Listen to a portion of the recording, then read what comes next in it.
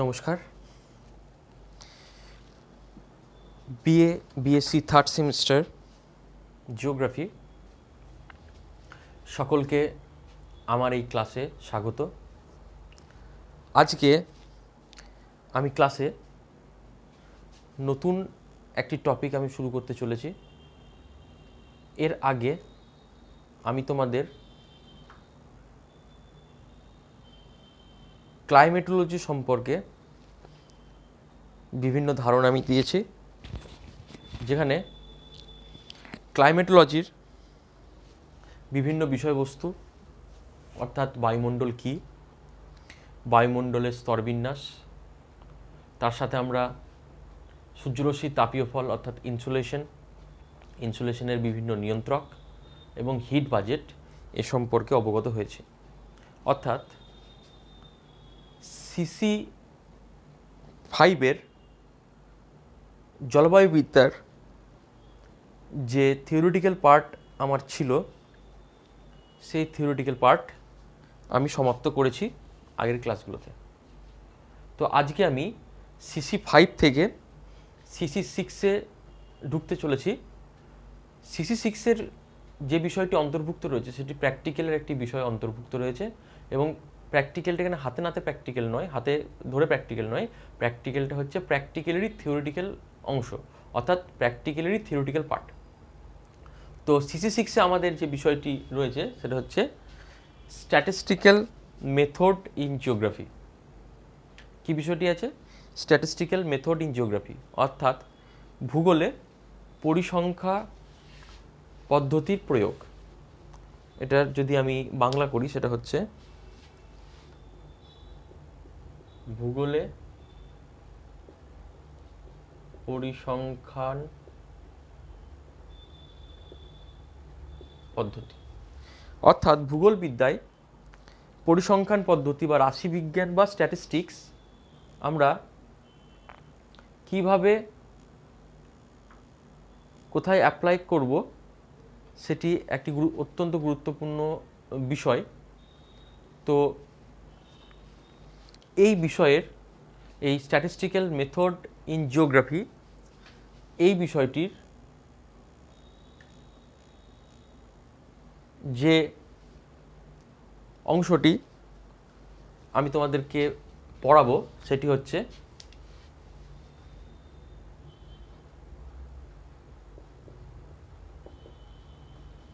Sampling. ঠিক আছে? তো এই স্ট্যাটিস্টিক্যাল মেথড ইন জিওগ্রাফির যে অংশটি আমি তোমাদের পড়াতে চলেছি সেটি হচ্ছে স্যাম্পলিং, বা এটা হচ্ছে নমুনায়ন। তার মানে আমরা আজ থেকে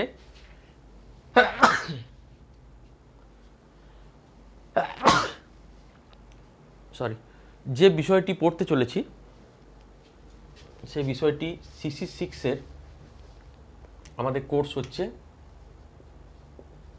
সিসি 6, তার ভেতরে নমুনা ও নমুনায়ন এই টপিকটি নিয়ে আজকে আমরা আলোচনা করব।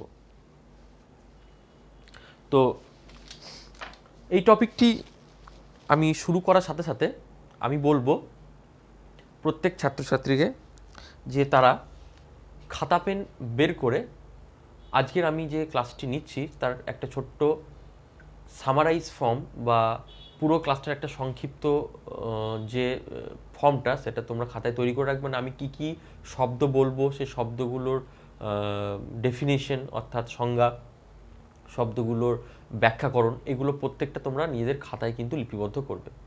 তো সেমিস্টার 3 সকল ছাত্রছাত্রীর কাছে আমার অনুরোধ, এবং সেটা আদেশও বলতে পারো, যে তোমরা খাতার মধ্যে আজ থেকে যে জিনিসগুলো পড়াবো সেগুলো তোমরা খাতায় লিখে সেটা রেখে দেবে, কারণ এটা পরবর্তীকালে যখন আমরা প্র্যাকটিক্যাল পরীক্ষা দিতে যাবো বা খাতা আমাদের করতে হবে সেটা এই সময় আমরা খাতার মধ্যে তুলে রাখবো।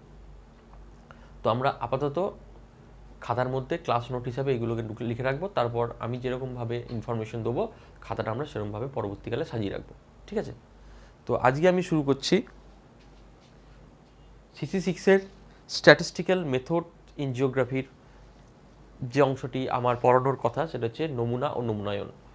এটার ইংরেজি শব্দ বেসিক্যালি এই নমুনা ও নমুনায়ন অর্থাৎ স্যাম্পেল এবং স্যাম্পলিং পড়ার সময় আমরা ইংরেজি টার্মগুলোকে বেশি করে জানবো, বাংলাটাকে সরিয়ে রাখবো। অর্থাৎ প্র্যাকটিক্যাল পোর্শনে ইংলিশ শব্দগুলো আমরা খুব মনোযোগ দিয়ে খাতার মধ্যে লিপিবদ্ধ করব, বাংলার উপর জোরটা কম দেবো।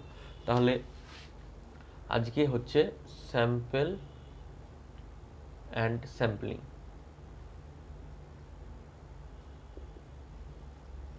আমরা একটা একটা করে জিনিস জানবো এবং একটা একটা করে খাতায় আমরা লিখবো। প্রথমে জানবো নমুনা অর্থাৎ স্যাম্পল কি। নমুনা অর্থাৎ স্যাম্পল কি? নমুনা বা স্যাম্পল কি এই জিনিসটা বোঝানোর জন্য আমি একটা উদাহরণ দেওয়ার চেষ্টা করছি।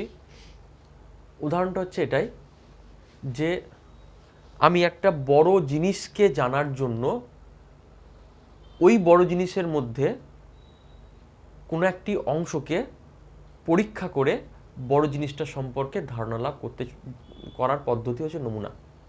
কি বললাম? কোনো একটা বড় জিনিসকে আমি জানার জন্য ওই বড় জিনিসের কোনো একটি অংশকে পরীক্ষা করে বড় জিনিসটা সম্পর্কে ধারণা লাভই হচ্ছে নমুনা। জটিলতার মধ্যে আসছে, ব্যাপারটা আমি সহজ করে দিচ্ছি। আমরা কম বেশি সকলেই ভাত রান্নার প্রক্রিয়া জানি, ভাত কীভাবে রাঁধতে হয়।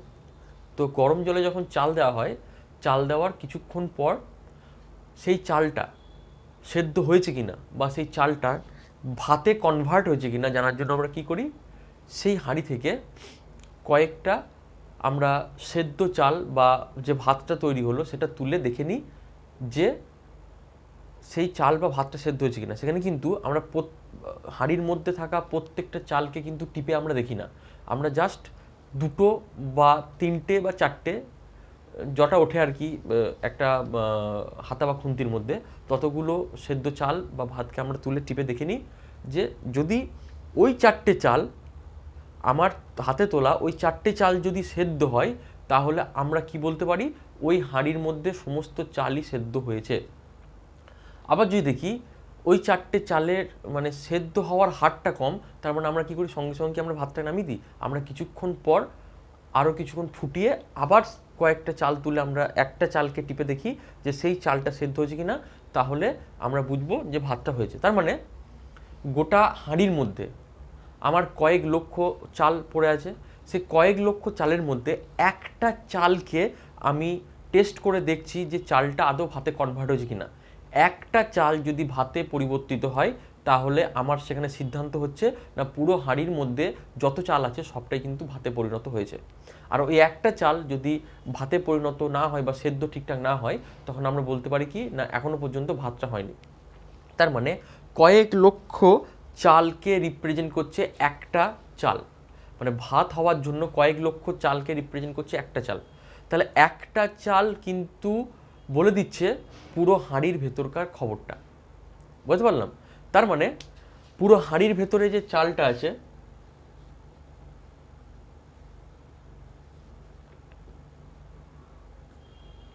পুরো হাঁড়ির ভেতরে যে চালটা আছে,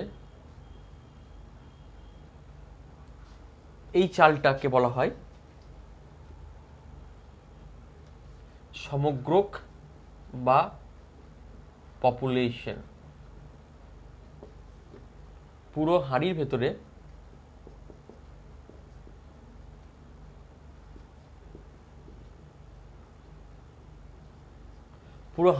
যে চালটা আছে, সেই চালটাকে বলা হয়, এই পুরো যত চাল আছে সেই চালগুলোকে বলছে সমগ্রক বা পপুলেশন। এইবার ওখান থেকে আমি যখন একটা বা দুটো চালকে পরীক্ষা করে সিদ্ধ হয়েছে কিনা জানতে চাইছি, তখন একটা বা দুটো চাল কি করছে, পুরো হাঁড়ির মধ্যে চাল সেদ্ধ হয়েছে না হয়নি সেটাকে রিপ্রেজেন্ট করছে। তাহলে একটা চাল বা দুটো চাল সেদ্ধর স্ট্যাটাসটাই কিন্তু পুরো হাঁড়ির ভেতরে স্ট্যাটাসটা আমাকে জানাচ্ছে। তাহলে নমুনা কোনটা? এই একটা বা দুটো চাল হচ্ছে নমুনা। আমি কি বোঝাতে পারলাম? বা ব্যাপারটা বোঝানো গেল কি, যেটা যে হাঁড়ির ভেতরে চালটা সেদ্ধ হয়েছে কি হয়নি সেটা জানার জন্য হাঁড়ির ভেতর থেকে আমরা একটা বা দুটো চালকে আমি পরীক্ষা করে দেখি, একটু টিপে দেখি যে চালটাও সেদ্ধ হয়েছে কিনা। যদি ওই দুটো চাল বা একটা চাল যদি বলে যে হ্যাঁ সেদ্ধ হয়েছে, তাহলে আমি বলবো না ওই হাঁড়ির ভেতরে যত চাল আছে সবই সেদ্ধ হয়ে গিয়েছে। আর যদি সেদ্ধ না হয়ে থাকে তাহলে তখন আমরা কি বলি, না ভাতটা এখনো হয়নি। তার মানে একটা বা দুটো চাল পুরো হাঁড়িটাকে যখন রিপ্রেজেন্ট করছে বা পুরো হাঁড়িটার যখন মানে স্ট্যাটাস বলছে, তখন একটা বা দুটো চালকে বলা হচ্ছে নমুনা। তখন একটা বা দুটো চালকে বলছে নমুনা। তাহলে নমুনার ডেফিনেশন বা সংজ্ঞা কি হবে? নমুনার ডেফিনেশন বা সংজ্ঞা হবে এটাই যে একটি সমগ্রকের বৈশিষ্ট্য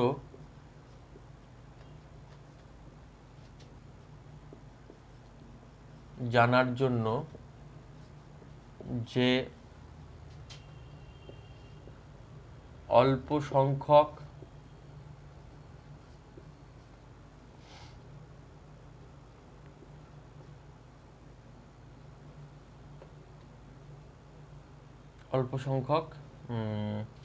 উপাদানের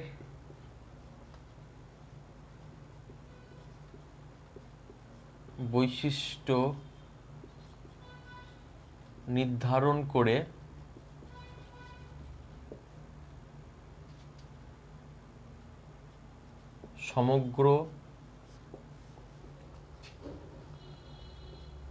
সমগ্রক বা সমগ্রকের ইংরেজি হচ্ছে পপুলেশন টিকে উপস্থাপনা করা হয় সেই অল্প সংখ্যক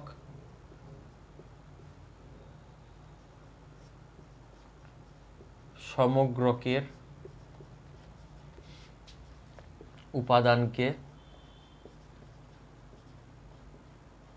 বলা হয়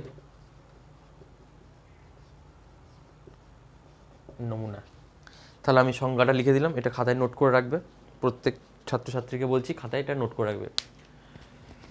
সংজ্ঞাটা কি? একটি সমগ্রকের বৈশিষ্ট্য জানার জন্য, সমগ্রক মানে হচ্ছে একটা মানে টোটাল যে ব্যাপারটা, মানে হাঁড়ির মধ্যে থাকা সমস্ত চালটাকে বলছে এখানে সমগ্রক।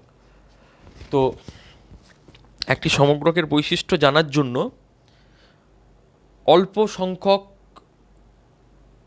উপাদানের বৈশিষ্ট্য নির্ধারণ করে সমগ্র সমগ্রকটিকে উপস্থাপনা করা হয় সেই অল্প সংখ্যক সমগ্রকের উপাদানকে বলা হয় নমুনা।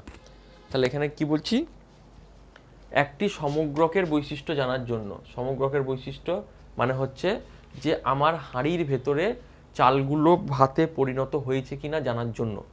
এখানে সমগ্রকের বৈশিষ্ট্যের আমি যে উদাহরণটা দিয়েছি সেই উদাহরণটা দিয়ে যদি বলি তাহলে কি বলবো, যে হাঁড়ির ভেতরে সমস্ত চাল সেদ্ধ হয়ে ভাতে পরিণত হয়েছে কিনা সেটা জানার জন্য, অর্থাৎ সমগ্রকের বৈশিষ্ট্য জানার জন্য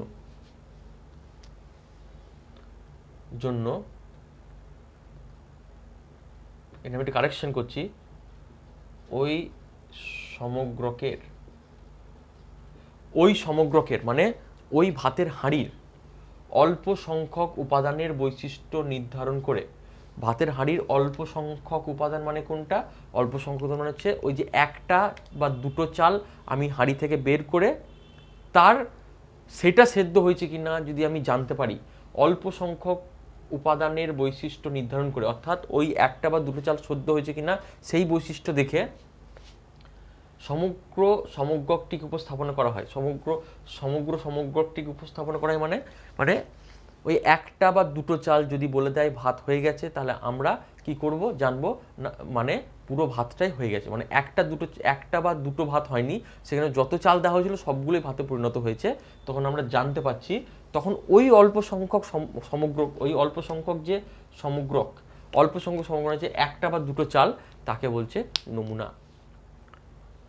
আশা করি বোঝাতে পেরেছি। আমি আরও একটা উদাহরণ দিচ্ছি, মানে আরেকটা বাস্তব উদাহরণ দিচ্ছি, যে যখন ব্লাড টেস্ট করা হয় বা আমাদের যখন ডাক্তার বিভিন্ন ব্লাড টেস্টের কথা বলে, তখন আমরা কি করি?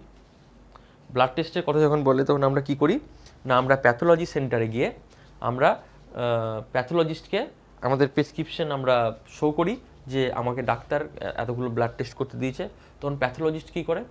আমাদের দেহ থেকে সমস্ত রক্তটা বের করে নিয়ে পরীক্ষা করে কি, যে প্যাথোলজিস্ট কাছে গেলাম, সেই প্যাথোলজিস্ট কী করলো, আমার দেহ থেকে সমস্ত রক্ত বের করে নিয়ে পরীক্ষা করতে লাগলো, সেটা তো নয়। প্যাথোলজিস্ট কী করে, শরীরের কোনো একটি অংশ থেকে অল্প পরিমাণ রক্ত নিয়ে সে টেস্ট করে, এবং ওই অল্প পরিমাণ রক্ত রিপোর্ট যা, আমার দেহের ভেতরে সমস্ত রক্তের রিপোর্টও কিন্তু একই। মানে সাপোজ আমি একটা উদাহরণ এখান থেকে দিচ্ছি, যে আমার সুগার আছে কি নেই সেটা জানার জন্য কি করা হয়, দেহের কোনো একটি অংশ থেকে কয়েক ফোঁটা রক্ত নিয়ে সেই রক্তটা টেস্ট করে বলা হয় তার সুগার আছে কি নেই। এইবার তার রক্ত টেস্ট করে জানা গেল যে সুগার অল্প, মানে খুব বেশি সুগার নেই। তাহলে তার মানে কি, সেই রুগীটার দেহের কোনো অংশেই কিন্তু সুগার নেই, রক্তের কোনো কণাতেই কিন্তু সুগার নেই। আর যদি বলে না সুগার খুব হাই লেভেলের রিপোর্টে দেখাচ্ছে ভ্যালুটা খুব বেশি, তার মানে রক্তের সব অংশের কিন্তু সুগারের সেই একই ভ্যালু। মানে আমি কি বলতে চাইছি, যে আমি জানতে চাইছি আমার দেহের সুগার আছে কি নেই, অর্থাৎ সমগ্রকের বৈশিষ্ট্য জানতে চাইছি। সেই জন্য আমি কী করলাম, ওই সমগ্রকের অল্প সংখ্যক উপাদান, মানে আমার দেহ থেকে এক বা দু ফোঁটা রক্ত বের করে নিল, সেখান থেকে আমি কী করলাম না, সমগ্রকের পুরো সমগ্রকটাকে উপস্থাপন করলাম যে আমার সুগার হাই না কম। সেটা যখন উপস্থাপন করছি তখন অল্প সংখ্যক সমগ্রক, অর্থাৎ যে এক ফোঁটা বা দু ফোঁটা রক্ত নিল, সেটাই হচ্ছে নমুনা। আশা করি ব্যাপারটা তোমাদের কাছে পরিষ্কার করতে পেরেছি যে নমুনা কি। এবার এখন হচ্ছে প্রশ্ন হচ্ছে, এই নমুনা আমরা ভূগোল বিদ্যায় কিভাবে ব্যবহার করব, এটা আমাদের প্রশ্ন। যে আমরা ভাতের উদাহরণ বা দেহের মধ্যে থাকা রক্তের উদাহরণ নিয়ে জানলাম যে নমুনা কি, কিন্তু আমি যদি এই নমুনাটাকেই ভূগোলে কিভাবে আমি নমুনাটাকে আমি অ্যাপ্লাই করব বা প্রয়োগ করবো সেটা যদি জানতে চাই, তাহলে আমি ভূগোলের থেকে একটা উদাহরণ আমি দিচ্ছি। যে একটা ভিলেজ, একটা গ্রাম আছে, এটা একটা গ্রাম, এই গ্রামে 1000 বাড়ি আছে, ঠিক আছে। আমি কি বললাম, একটা গ্রামে আমি সার্ভে করতে গেছি, এবং এটা তোমাদের 5th সেমিস্টারের একটি বিষয়, যে আমাদেরকে কি করতে হবে না, ফিল্ড সার্ভে করতে হবে। যেখানে ফিল্ড সার্ভেতে আমাদেরকে হাউসহোল্ড সার্ভে, অর্থাৎ একটি গ্রাম বা একটি শহরের সোশিও ইকোনমিক, অর্থাৎ আর্থ সামাজিক অবস্থা কেমন বা আর্থ সামাজিক চিত্রটা কেমন, সেইটা জানার জন্য আমাদেরকে একটা সার্ভে করতে হয়, যেটা সেমিস্টার 5-এই আমাদের রয়েছে। সেই সার্ভেটা করার আগে আমাকে কিন্তু এই নমুনা সম্পর্কে বা নমুনায়ন সম্পর্কে একটি সাধারণ স্বচ্ছ ধারণা কিন্তু তৈরি করাটা ভীষণভাবে জরুরি। কারণ এই জিনিসগুলো জানলে আমাদের সার্ভের কাজ বা জরিপের কাজটা অনেক বেশি সহজ হয়ে যায়। তো আমি কি বললাম, একটা গ্রাম, যে গ্রামে 1000 বাড়ি আছে, ঠিক আছে। এবার আমি জানতে চাইছি কি, আমি জানতে চাইছি সমগ্রকে বৈশিষ্ট্য, অর্থাৎ এই গ্রামটার আমি কি জানতে চাইছি, আর্থ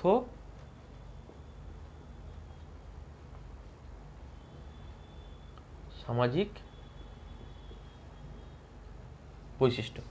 আমি কি জানতে চাইছি, এই গ্রামটার আর্থ সামাজিক বৈশিষ্ট্য কি সেটা আমি জানতে চাইছি, অর্থাৎ সমগ্রক হচ্ছে গ্রাম, সেই সমগ্রকের বৈশিষ্ট্য জানতে চাইছি কি, আর্থ সামাজিক বৈশিষ্ট্য কি সেটা জানতে চাইছি। এবার আমাদেরকে একটা দিনে টাইম দেওয়া হয়, একদিনে আমাদেরকে সার্ভে কমপ্লিট করতে হয়। আমাদের কাছে টাইম আছে কতদিন, একদিন। আমাদের কাছে একদিন সময় আছে। এবার আমাদের কাছে ম্যান পাওয়ার আছে, তা আমি ধরলাম 10 জন, অর্থাৎ আমরা 10 জন একদিনে একটা গ্রামে গেছি, যে গ্রামে বাড়ির সংখ্যা হচ্ছে 1000। এবার আমাদেরকে কি সার্ভে করতে হয়, হাউস হোল্ড সার্ভে, অর্থাৎ বাড়ি বাড়ি গিয়ে সার্ভে। এবার আমি যদি 1000টা বাড়িকেই সার্ভে করতে চায় বা 1000টা বাড়ির যদি বৈশিষ্ট্য আর্থসামাজিক বৈশিষ্ট্য সম্পর্কে জানতে চায়, ওই 1000টা বাড়িরই আর্থসামাজিক বৈশিষ্ট্য সম্পর্কে যদি জানতে চায়, তাহলে সেটা একদিন কেন, 1 বছরে সেটা পসিবল, একদিনে সেটা পসিবল নয় বা একদিনে সেটা সম্ভব নয়। তো তাহলে আমরা কি করব? তাহলে আমরা কি তাহলে জানবো না ওই গ্রামটার আর্থসামাজিক বৈশিষ্ট্য? যেহেতু আমরা 1000টা বাড়ি বাড়ি যেতে পারছি না, আমরা অবশ্যই জানবো। সেইটা জানার জন্য আমরা কি করব? এই নমুনা পদ্ধতি বা নমুনায়ন পদ্ধতি আমরা এখানে ব্যবহার করব। আমি কি করব? ওই 1000টা বাড়ির মধ্যে আমি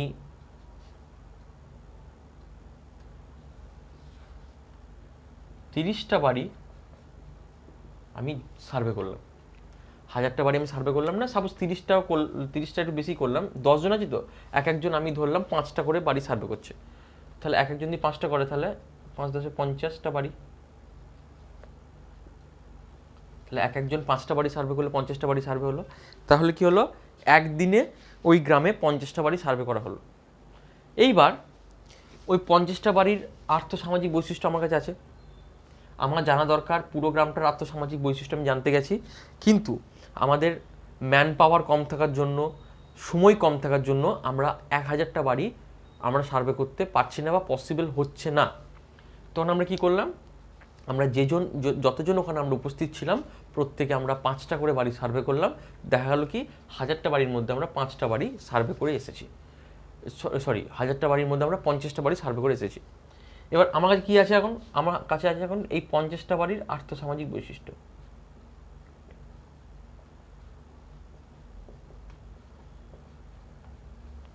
আমার কাছে এখন আছে এই 50টা বাড়ির আর্থসামাজিক বৈশিষ্ট্য। এই 50টা বাড়ির আর্থসামাজিক বৈশিষ্ট্য যা হবে, আমার 1000টা বাড়িরও কিন্তু আর্থসামাজিক বৈশিষ্ট্য তাই হবে। এটাই আমাদেরকে এই ভূগোলবিদ্যায় ধরে নেওয়া হয় যে ওই 50টা বাড়ি আর্থসামাজিক বৈশিষ্ট্য যা দেখাবে, আমি কি করব না, ওই গ্রামটার আর্থসামাজিক বৈশিষ্ট্য যে ওটাই, সেটাই আমি কিন্তু আমার রেজাল্ট আমি লিখব। তাহলে আমি রেজাল্টে কী লিখলাম? যে ওই 50টা বাড়ি সার্ভে করার পর দেখলাম যে ওই অঞ্চলটি আর্থিকভাবে খুব সচ্ছল এবং সামাজিকভাবে খুবই উন্নত। সেজন্য আমরা বলতে পারি কি, ওই 50টা বাড়ি যেহেতু আর্থিকভাবে সচ্ছল এবং ওই 50টা বাড়ি যদি সামাজিক যদি বৈশিষ্ট্য খুব সুন্দর হয়, তাহলে গোটা গ্রামটার আর্থিক অবস্থা ভালো এবং সামাজিক বৈশিষ্ট্য খুব ভালো। এবার এখন প্রশ্ন হতে পারে কি? এখন প্রশ্ন হতে পারে যে আমরা কিভাবে বলতে পারি 1000টা বাড়ির কথা আমরা 50টা বাড়ি দিয়ে কীভাবে বলতে পারি? সেখানে তো এমনও হতে পারে যেখানে কিছু লোক গরিব আছে, যাদের সামাজিক অবস্থা খুব ভালো নয় বা সামাজিকভাবে তারা খুব উন্নত নয়। তাহলে সেক্ষেত্রে আমরা কি করব? এটা তো একটা প্রশ্ন হতেই পারে যে আমরা দেখা গেল কি 1000টা বাড়ির মধ্যে এমন 50টা বাড়ি আমি সার্ভে করেছি বা এমন 50টা বাড়ি আমি ওখানে আমি রিপোর্ট তৈরি করেছি, ওই 50টা বাড়ির লোক হচ্ছে বড় লোক, আর বাকি গ্রামের যারা আছে, বাকি গ্রামের যে 950 জন আছে তারা হচ্ছে গরিব বা মধ্যবিত্ত আছে কিছু তার মধ্যে। তার মানে আমি সার্ভে করেছি সেই সমস্ত লোককে যারা বড় লোক। তাহলে ওই 50টা লোককে সার্ভে করার পর আমি যদি বলি গোটা গ্রামটা বড় লোক, মানে 50 জনকে দেখে যদি বলি যে গোটা গ্রামটা বড় লোক, সেটা তো ভুল, জাজমেন্ট ভুল। তাহলে সেক্ষেত্রে আমার কি করা দরকার? এই প্রশ্নের উত্তরটা হচ্ছে এটাই যে আমরা যখন সার্ভে করব বা আমরা যখন নমুনা নির্ধারণ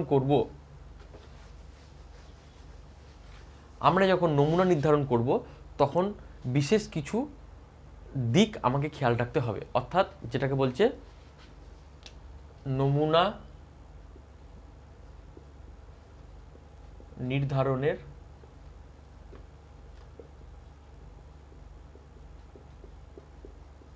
নীতি।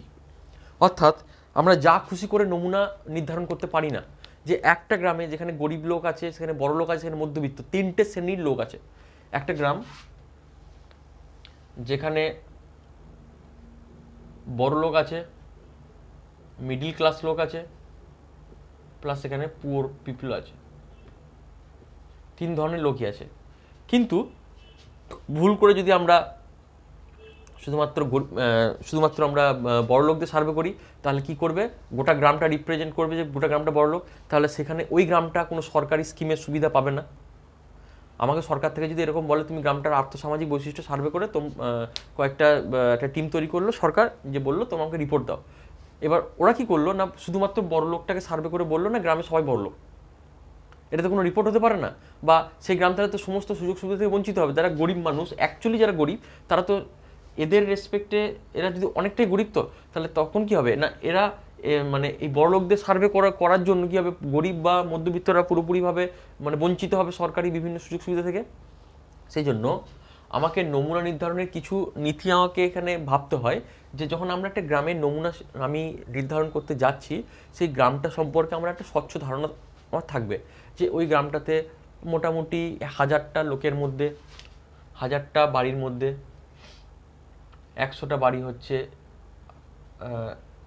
1000টার মধ্যে 100টা হচ্ছে বড়লোক রিচ পিপল, 500টা হচ্ছে মিডল ক্লাস পিপল, আর 400টা হচ্ছে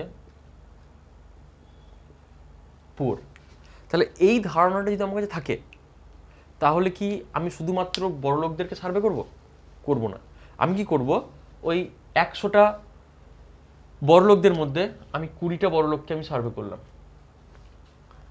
500টা মিডল ক্লাসের মধ্যে অর্থাৎ 500টা মধ্যবিত্তের মধ্যে আমি কি বললাম না, 100টা বড় লোকের মধ্যে আমি 10 জনকে সার্ভে করলাম, 500টা মিডল ক্লাস অর্থাৎ 500 জন যারা মধ্যবিত্ত তাদের মধ্যে আমি 25 জনকে সার্ভে করলাম, আর 400টা গরিবের মধ্যে আমি 50টা সার্ভে করলাম। তাহলে 10 জন আমি স্যাম্পেল নিলাম বড় লোকের, 25 জন স্যাম্পেল নিলাম আমি মধ্যবিত্তর, আর 15 জন স্যাম্পেল নিলাম আমি গরিব লোকের। তাহলে এই করে আমার যে 50টা স্যাম্পেল আমি নিলাম, এখানে আমি লক্ষ্য করব যে আমার কিন্তু সমস্ত ক্লাস থেকে কিন্তু কিছু কিছু করে স্যাম্পেল নেওয়া আছে।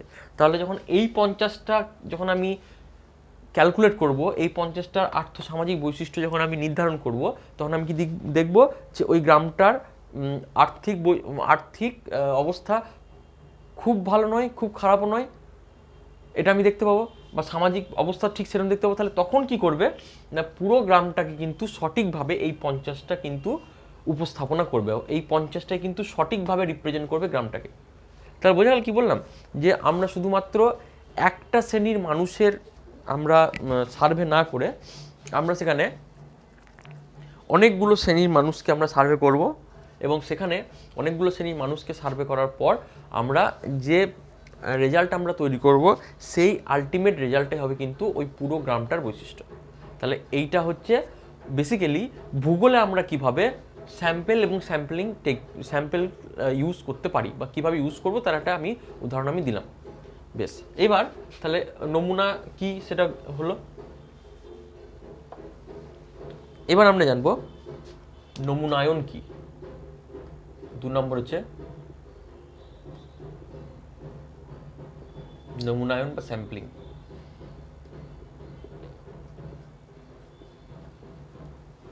নমুনায়ন কি বা স্যাম্পলিং, আমি ডেফিনেশনটা লিখে দিচ্ছি।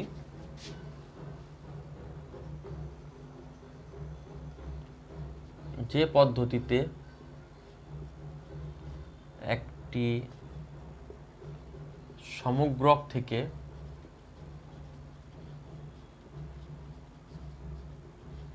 নমুনা নির্ধারণ করা হয়, সেই নমুনা নির্ধারণ পদ্ধতিকে নমুনায়ন বা স্যাম্পলিং বলা হয়। কি হলো ডেফিনেশনটা? নমুনায়ন বা স্যাম্পলিং এর ডেফিনেশন হচ্ছে যে পদ্ধতিতে একটি সমগ্রক থেকে নমুনা নির্ধারণ করা হয়, সেই নমুনা নির্ধারণের পদ্ধতিকে নমুনায়ন বা স্যাম্পলিং বলা হয়। অর্থাৎ আমরা কতজন গরিব লোককে আমরা সার্ভে করব, কতজন বড় লোককে আমরা সার্ভে করব, কতজন মধ্যবিত্তকে আমরা সার্ভে করব, এই যে 3টে ক্যাটাগরি করলাম একটা গ্রামের, বড় লোক, মধ্যবিত্ত, গরিব, এই 3টে ক্যাটাগরি থেকে কতজন করে স্যাম্পেল নেব, এবং ওই 3টে ক্যাটাগরির মধ্যে কতজন পুরুষ নেব, কতজন স্ত্রী নেব, সেইটা যে বিচার করার যে পদ্ধতিটা, সেই পদ্ধতিটার নামই হচ্ছে কিন্তু নমুনায়ন বা স্যাম্পলিং। বুঝতে পারলেন কী বললাম? আমি বললাম যে বড়লোক, মধ্যবিত্ত, গরিব, একটা গ্রামে আমি 3টে ক্লাস করেছি। এই একটা গ্রামে যে আমি 3টে ক্লাস করেছি, এই 3টে ক্লাসের আমি কতজন বড়লোককে নেবো, বা যতজন আমি বড়লোককে নিলাম তার মধ্যে কতজন আমি পুরুষ নেবো, কতজন মহিলা নেবো, গরিবের মধ্যে কতজন পুরুষ কতজন মহিলা, মধ্যবিত্তের মধ্যে কতজন পুরুষ বা কতজন মহিলা, এইটা জানার যে পদ্ধতি, সেই পদ্ধতিটার নামই হচ্ছে কিন্তু নমুনায়ন, স্যাম্পলিং। আমাদেরকে কিন্তু শিখতে হবে এই স্যাম্পলিং মেথডগুলো, অর্থাৎ কোন কোন ক্ষেত্রে কি ধরনের স্যাম্পলিং মেথড আমরা অ্যাপ্লাই করব, সেটা কিন্তু আমাদের জানাটা কিন্তু খুবই আবশ্যক। তো এটা হলো নমুনায়ন কি, নিশ্চয় সবাই লেখা হয়েছে, আমি আরেকবার বলে দিই ডেফিনেশনটা। যে পদ্ধতিতে সমগ্রক থেকে নমুনা নির্ধারণ করা হয়, সেই নমুনা নির্ধারণের পদ্ধতির নামই হলো নমুনায়ন বা স্যাম্পলিং।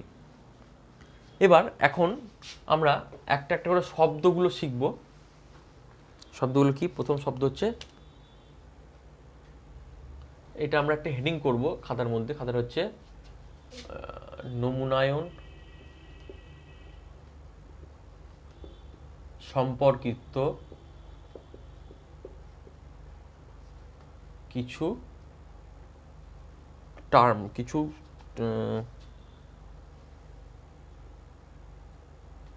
শব্দ ও তার সংজ্ঞা।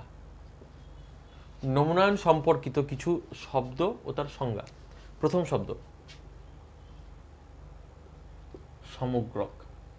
ব্র্যাকেটে আমরা ইংরেজিটা সবসময় লিখবো, এবং সেটা আমরা অনেক শব্দ আছে যেগুলো আমরা বাংলা করব না, সেটা ইংরেজিতেই থাকবে, ঠিক আছে? কিছু কিছু শব্দ যেগুলো আমরা বাংলা করবোই না, সেগুলো আমরা ইংরেজিতেই রাখবো। তো সমগ্রক বা পপুলেশন। সমগ্র পপুলেশন কি না, আমরা যে বিষয়টির ওপর বা যে উপাদানটির ওপর আমরা তথ্য সংগ্রহ করতে চলেছি, সেই বিষয় বা সেই উপাদানটিকে বলছে সমগ্র। কি বললাম? আমরা যে বিষয়ের উপর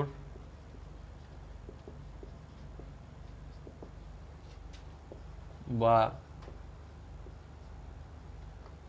যে উপাদানের উপর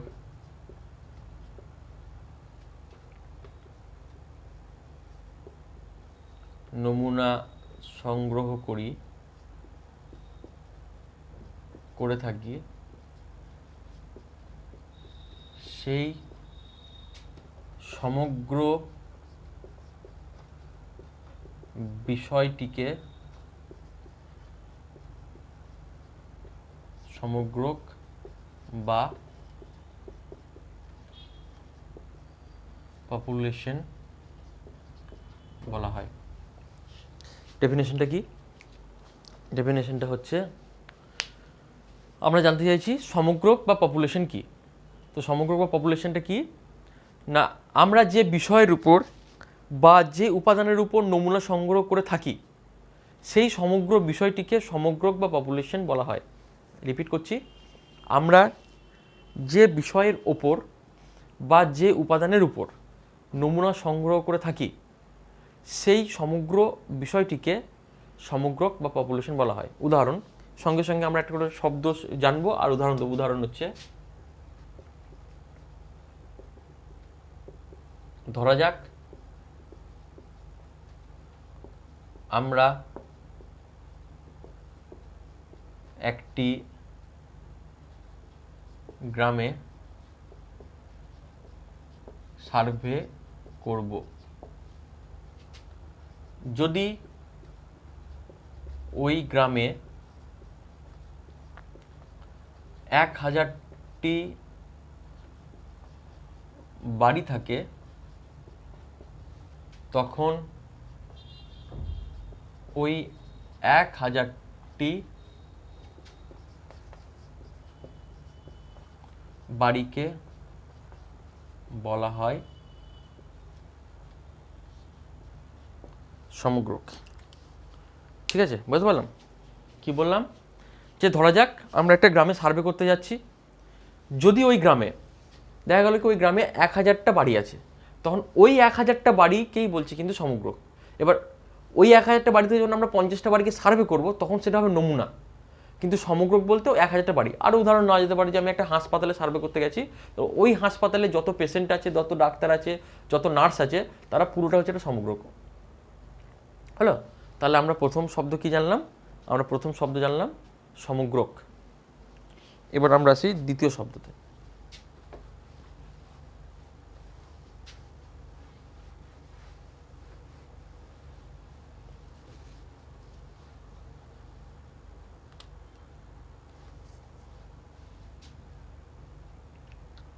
দ্বিতীয় শব্দ আমরা নমুনা ধরবো। দ্বিতীয় শব্দ আমরা বলবো নমুনা। নমুনার সংজ্ঞা আমরা পেয়ে গেছি আগে, যে নমুনা কি, এবং নমুনার সংজ্ঞা আমরা আগে থেকে লিখেছি, আমরা যে নমুনার সংজ্ঞাগুলো কি কি সেটা আমরা আগে লিখেছি।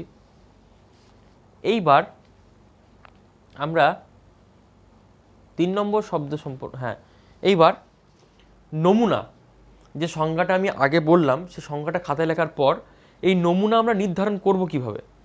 এই নমুনা নির্ধারণ করার একটি গাণিতিক ফর্মুলা আমাদের আছে। নমুনা, এটা সংজ্ঞাটা আমরা আগে বলেছি, লিখব নমুনা নির্ধারণের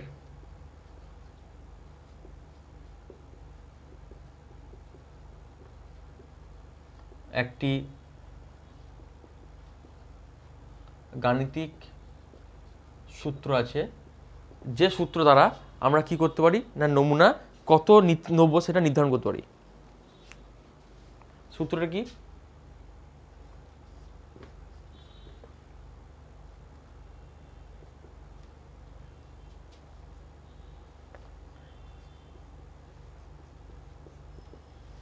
সূত্রটা হচ্ছে এটা, যে এটা হচ্ছে নমুনা নির্ধারণের সূত্র। মানে যদি 1000টা বাড়ি হয়, সেই 1000টা বাড়ির মধ্যে আমরা ম্যাক্সিমাম কত বাড়ি সার্ভে করব, সেইটা যদি আমরা নিজেরা স্থির করি তো ভালো কথা।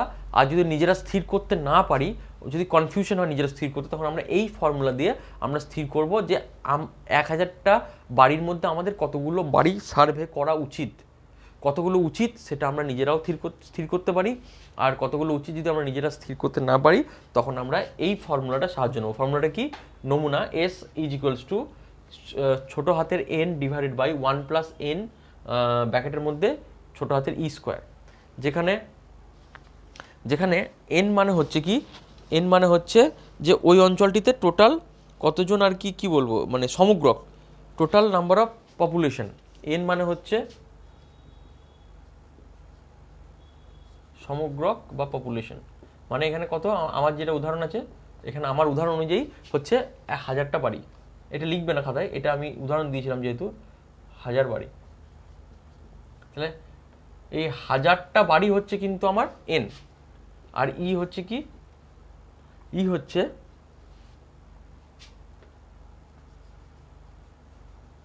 কনফিডেন্স লেভেল বা সিগনিফিকেন্স লেভেল। ই হচ্ছে কনফিডেন্স লেভেল আর সিগনিফিকেন্স লেভেল। মানে হচ্ছে, একটু বলে দিই সিগনিফিকেন্স লেভেলটা কি, যে আমরা কত পার্সেন্টেজ সিগনিফিকেন্স লেভেলে এই টেস্টটা করতে চলেছি, বা কত পার্সেন্ট সিগনিফিকেন্স লেভেলে আমরা এই স্যাম্পেল সিলেকশন করতে চলেছি। যেমন পার্সেন্টেজে হয় 1% হয়, 5% হয়, আরও পার্সেন্টেজ আমি করতে পারি। কিন্তু সোশ্যাল সায়েন্স বা সামাজিক বিদ্যায় আমরা বেসিক্যালি 1% বা 5% লেভেল নিয়ে কাজ করি। বেসিক্যালি আমরা সোশ্যাল সায়েন্সে 5% লেভেল নিয়ে কাজ করি। এই 5% লেভেলটা কি? 5% লেভেল হচ্ছে আমার যদি আত্মবিশ্বাস অর্থাৎ কনফিডেন্স লেভেলের মাত্রা যদি আমি ম্যাক্সিমাম 100% ধরি, তাহলে আমি যখন স্যাম্পেল সিলেক্ট করছি, সেই সিলেকশনটাতে আমি বলতে পারি না যেটা 100% সঠিক রেজাল্ট দেবে। বলতে পারি কি?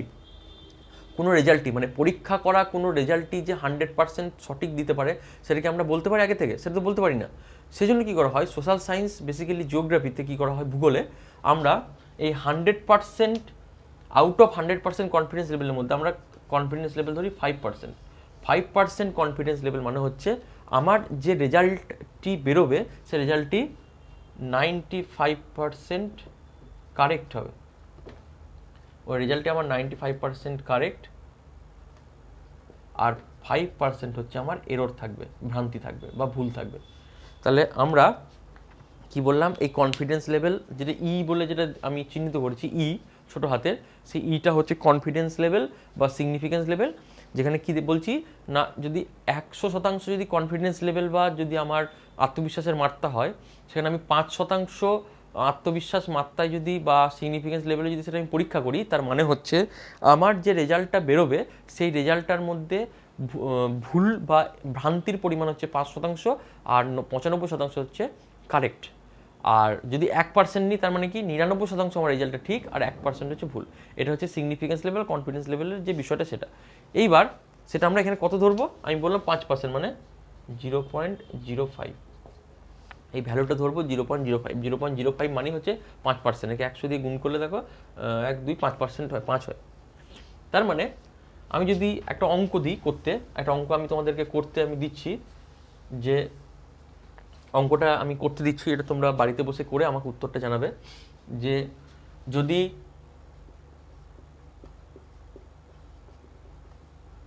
কোনো গ্রামে 1000টি বাড়ি থাকে, সেখানে আমি নমুনা পদ্ধতিতে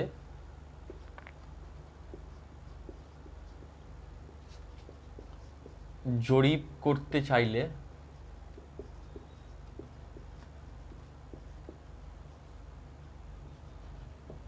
কতগুলি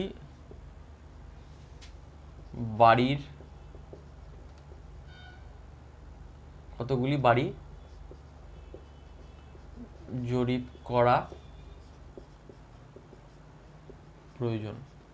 কি বললাম, যদি কোনো গ্রামে 1000টি বাড়ি থাকে, সেখানে আমি যদি নমুনা পদ্ধতিতে জরিপ করতে চাই, তাহলে আমরা কতগুলো বাড়ি আমরা জরিপ করব, সেখানে আমাদের কতগুলো বাড়ি সেখানে আমাদের সার্ভে করা উচিত। তো আমার ফর্মুলা আমার আছে কি,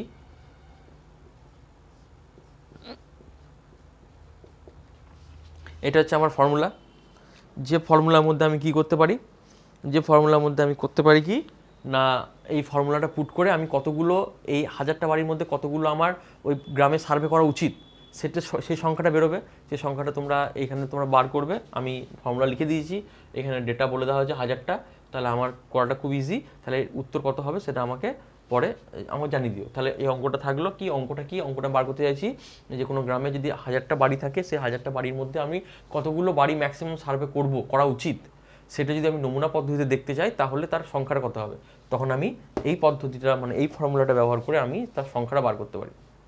অথবা যদি মানে আমি ফর্মুলাটা ছেড়ে দিলাম, বা আমরা ফর্মুলা দিয়ে অঙ্কটা করব, কিন্তু এরকমও করা যেতে পারে যে, মানে এরকম বলা হয়ে থাকে যে টোটাল যা পপুলেশন বা টোটাল যতজন সমগ্র কাজে তার 30% আমরা এখানে করতে পারি, মানে আমরা জরিপ করতে পারি, 30% আমরা জরিপ করতে পারি, হয় ওই ফর্মুলা দিয়ে, অথবা 30%, সমগ্রকে 30% ধরে আমরা কত নমুনা নেবো সেটা আমরা ঠিক করতে পারি। মানে 1000-এর 30% মানে হচ্ছে 1000-এর 30% মানে হচ্ছে 300, অর্থাৎ আমরা সেখানে ম্যাক্সিমাম 300টা বাড়ি সার্ভে করব। এবার এই 300টা মানে হচ্ছে, আমি যদি ওই 1000টার মধ্যে ম্যাক্সিমাম 300টা আমি করি, 30% যদি করি, তাহলে আমার যে রেজাল্টটা আসবে, আর্থসামাজিক বৈশিষ্ট্যের যে রেজাল্টটা আসবে, সেটা অনেক বেশি অ্যাকুরেট হবে। আমি 300 কমও করতে পারি, কোনো সমস্যা নেই, 300 কমও করতে পারি বা 300 বেশিও করতে পারি। যত বেশি করব তত আমার রেজাল্ট ভালো আসবে, আর যত কম করব তত রেজাল্টের মধ্যে আমার তত এরর আসবে। তো স্ট্যান্ডার্ড মাপ হচ্ছে এখানে 300। তো 300 আমি বেশিও করতে পারি, 300 ওপরের দিকে গেলে রেজাল্ট আমার সঠিক আসবে, আর 300 নিচের দিকে গেলে রেজাল্টের মধ্যে আমার কি আসতে পারে না, ভ্রান্তি বা ভুল হওয়ার সম্ভাবনা বেশি থাকবে, অর্থাৎ পুরো গ্রামটিকে সঠিকভাবে সে উপস্থাপনা করতে পারবে না। বুঝে গেল? তো এটা হচ্ছে নমুনা বের করার পদ্ধতি। এইবার আমরা দুটো শব্দ জানলাম, এবার আমরা জানবো 3 নম্বর শব্দ। 3 নম্বর শব্দ হচ্ছে স্যাম্পলিং এলিমেন্ট বা নমুনার উপাদান, এটাকে বলছে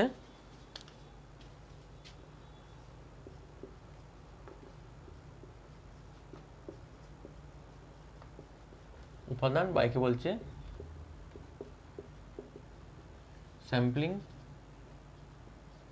এলিমেন্ট। স্যাম্পলিং এলিমেন্ট হচ্ছে সমগ্রকের যে বিষয়গুলির ওপর আমরা তথ্য সংগ্রহ করব সেই বিষয়গুলি হচ্ছে নমুনার উপাদান। কি বললাম? সমগ্রকের যে বিষয়গুলির ওপর আমরা তথ্য সংগ্রহ করছি সমগ্রকের ওই বিষয়গুলির নামই হচ্ছে নমুনার উপাদান। আমি এই ডেফিনেশনটা লিখে দিই, তারপর উদাহরণ দিচ্ছি।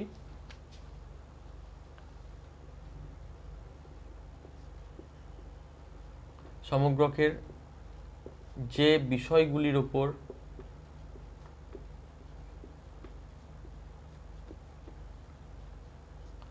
তথ্য সংগ্রহ করা হয় সমগ্রকের সেই বিষয়গুলিকে বলা হয় নমুনার উপাদান। সংজ্ঞাটাকে দেখি, তারপরে উদাহরণ বলছি। সংজ্ঞাটা কি বললাম না, বিষয়টা হচ্ছে নমুনার উপাদান। তো এখানে আমরা কি বললাম? সমগ্রকের যে বিষয়গুলির ওপর তথ্য সংগ্রহ করা হয় সমগ্রকের সেই বিষয়গুলিকে বলা হয় নমুনার উপাদান। যেমন সমগ্রকের আমরা ওই যে 1000টা বাড়ি উদাহরণ দিলাম।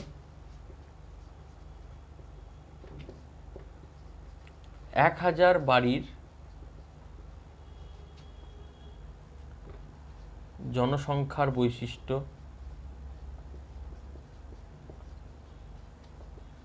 শিক্ষা, স্বাস্থ্য, আর্থিক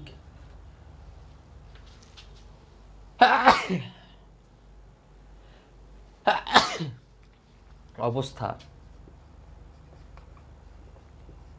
ইত্যাদি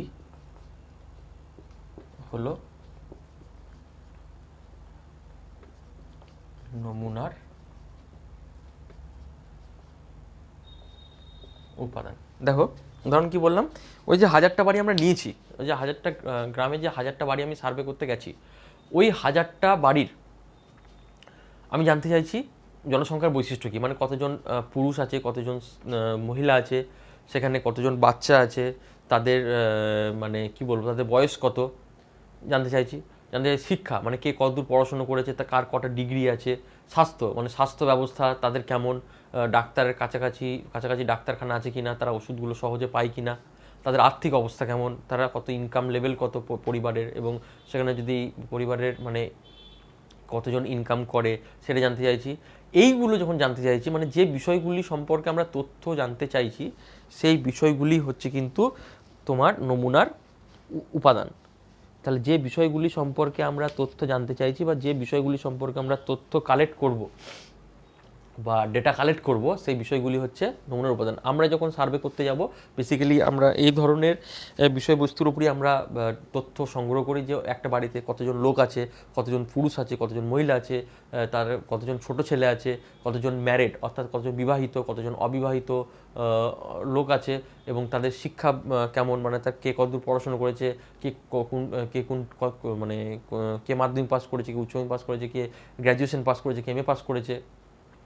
স্বাস্থ্য ব্যবস্থা, মানে স্বাস্থ্যের দিক থেকে তারা কতটা উন্নত, সবার বাড়ির মানে কি বলবো, মানে সবাই মানে শরীর মানে শরীর খারাপ হলে দেখানোর জন্য হাসপাতাল যায় না নার্সিংহোম যায়, সেটা বাড়ি থেকে কত দূর তাদের ইত্যাদি। এই যে ইনফরমেশনগুলো আমরা জানতে চাইছি, এই প্রত্যেকটা ইনফরমেশনগুলোই হচ্ছে কিন্তু নমুনার উপাদান। মানে এই বিষয়গুলির ওপর আমরা কি করব না, তথ্য সংগ্রহ করব।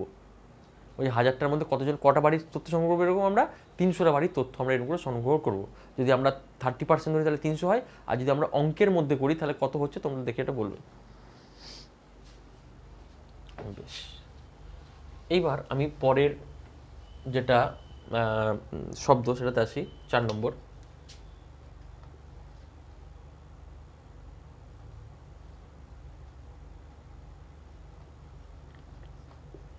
নমুনা ফ্রেম, এটা হচ্ছে স্যাম্পলিং ফ্রেম। কি বললাম? নমুনার ফ্রেম বা স্যাম্পলিং ফ্রেম। এটা হচ্ছে যে জায়গাটার উপর গিয়ে আমরা এই সার্ভেটা করছি, সেই জায়গাটাই হচ্ছে স্যাম্পলিং ফ্রেম। সহজ করে বলি, যদি আমরা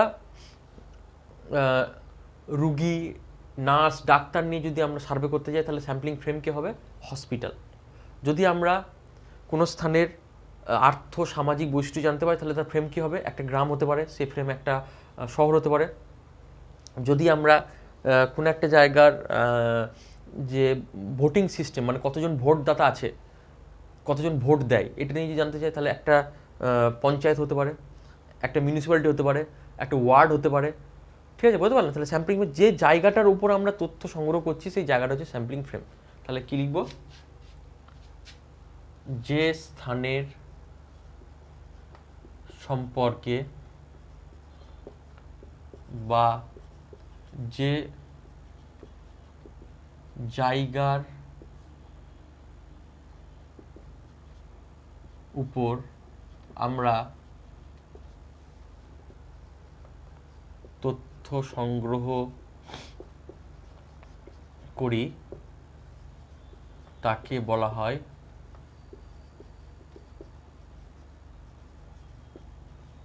নমুনার ফ্রেম বা স্যাম্পলিং ফ্রেম। কি বললাম? এটা বললাম যে যে স্থানের সম্পর্কে বা যে জায়গার উপর আমরা তথ্য সংগ্রহ করি, তাকে বলা হয় স্যাম্পলিং ফ্রেম বা নমুনার ফ্রেম। উদাহরণ কি? আমরা একটা উদাহরণ দিয়ে পড়ছি ব্যাপারটা, যে 1000টি বাড়ির জরিপ কার্য করার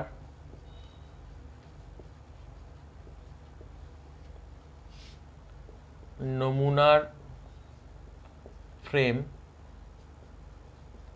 কোনো গ্রাম বা শহর হতে পারে। আবার কি? বা ডাক্তার, রোগী, নার্স নিয়ে জরিপ করার ক্ষেত্রে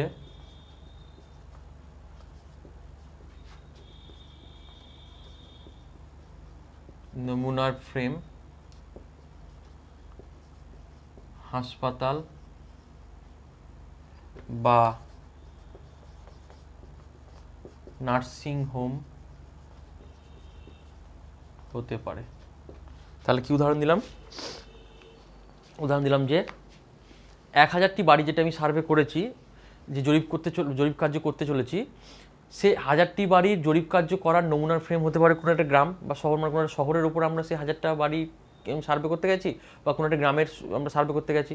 তারপর কি হতে পারে না, ডাক্তার, নার্স বা রুগী নিয়ে যদি আমরা জরিপ কার্য করতে যাই, তাহলে তার স্যাম্পলিং ফ্রেম কী হতে পারে? একটা হাসপাতাল হতে পারে বা একটা নার্সিংহোম হতে পারে। তাহলে এইটাই হচ্ছে স্যাম্পলিং ফ্রেম। এইবার আমরা পরের শব্দ জানব।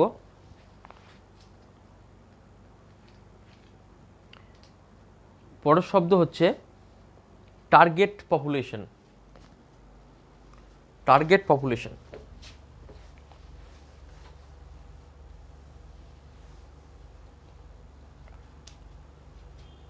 5 হচ্ছে লক্ষ্য সমগ্রক বা টার্গেট পপুলেশন।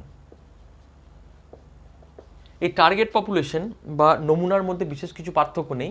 টার্গেট পপুলেশন মানে হচ্ছে ওই যে 1000টা বাড়ির মধ্যে আমরা যে 300টা বাড়িকে সার্ভে করব, ওই 300টা বাড়ি হচ্ছে টার্গেট পপুলেশন। মানে আমরা কতজনকে আমরা সার্ভে করব টার্গেট করছি আমরা, যে আমরা 1000টার মধ্যে আমরা 100টাকে টার্গেট করে আমরা সার্ভে করব, বা 1000টাকে আমরা 200টাকে টার্গেট করে আমরা সার্ভে করব। তাহলে 1000টার মধ্যে 100টা, 200টা বা 300টা, যতজনকে আমরা সার্ভে করছি ওই 1000টার মধ্যে, ততজনই হচ্ছে কিন্তু টার্গেট পপুলেশন।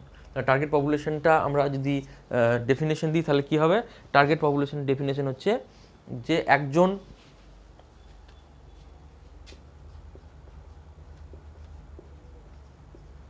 গবেষক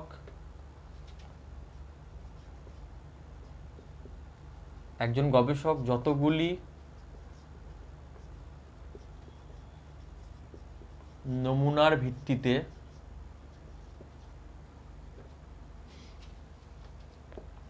তার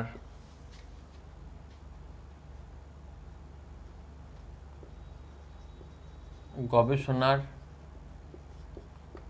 রিপোর্ট বা ফলাফল তৈরি করতে চান ততগুলি নমুনাকে বলা হয় লক্ষ্য সমগ্রক বা টার্গেট পপুলেশন। কি বললাম? একজন গবেষক যতগুলি নমুনার ভিত্তিতে তার গবেষণার রিপোর্ট তৈরি করতে চান বা ফলাফল তৈরি করতে চান ততগুলো নমুনাকে বলা হয় লক্ষ্য সমগ্র বা টার্গেট পপুলেশন। রিপিট করছি, একজন গবেষক যতগুলি নমুনার ভিত্তিতে তার গবেষণার রিপোর্ট বা ফলাফল তৈরি করতে চান ততগুলি নমুনাকে বলা হয় লক্ষ্য সমগ্রক বা টার্গেট পপুলেশন। উদাহরণ দিই একটা। উদাহরণ কি? 1000টি বাড়ির মধ্যে আমরা যদি 300টি বাড়ি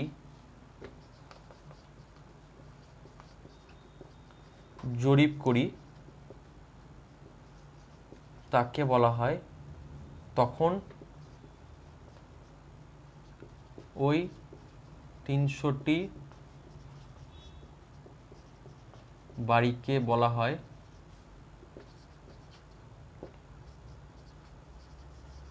টার্গেট পপুলেশন। কি বললাম উদাহরণটা? তাহলে আমরা কি নিচ্ছিলাম উদাহরণ? 1000টা বাড়ি। ওই 1000টা বাড়ির মধ্যে যদি আমরা 300টা বাড়িকে জরিপ করি তখন ওই 300টা বাড়িকেই আমরা কিন্তু বলবো টার্গেট পপুলেশন। ঠিক আছে? তাহলে আমরা টার্গেট পপুলেশন সম্পর্কে জানলাম। তাহলে আজকে আমরা এইটুকুই পড়বো। তাহলে আমরা কি পড়লাম আজকে আমরা পড়লাম, 1-2 করে লিখে দিই। আজকে আমরা কি পড়লাম? নাম্বার 1 পড়লাম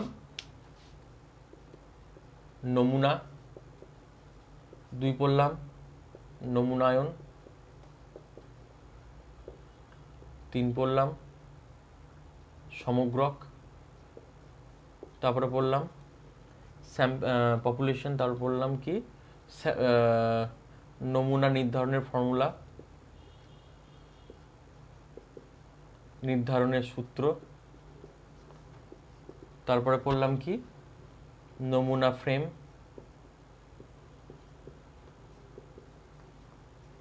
নমুনা উপাদান, আর পড়লাম লক্ষ্য সমগ্রক। তাহলে কি পড়লাম? স্যাম্পেল, হোয়াট ইজ স্যাম্পেল আমরা জানলাম, হোয়াট ইজ স্যাম্পলিং আমরা জানলাম, তারপরে হোয়াট ইজ পপুলেশন এটা আমরা জানলাম, তারপর কি করলাম? Formula to calculate sample, sampling frame, sampling element, আর জানলাম টার্গেট পপুলেশন। তাহলে আজকের বিষয়গুলির মধ্যে যেটা হলো নমুনা, নমুনায়ন, সমগ্রক, নমুনা নির্ধারণের সূত্র, নমুনা ফ্রেম, নমুনা উপাদান এবং লক্ষ্য সমগ্রক, অর্থাৎ ইংরেজিতে হচ্ছে sample, sampling, population, formula to calculate sample, তারপর হচ্ছে স্যাম্পলিং ফ্রেম, স্যাম্পলিং এলিমেন্ট এবং টার্গেট পপুলেশন। তো এইগুলো আমরা খাতায় লিপিবদ্ধ করে রাখবো। এবার পরের দিন ক্লাসে আমরা পরেরটা পড়বো। ঠিক আছে? তো আজকের ক্লাস এখানে শেষ করছি। সকলকে ধন্যবাদ।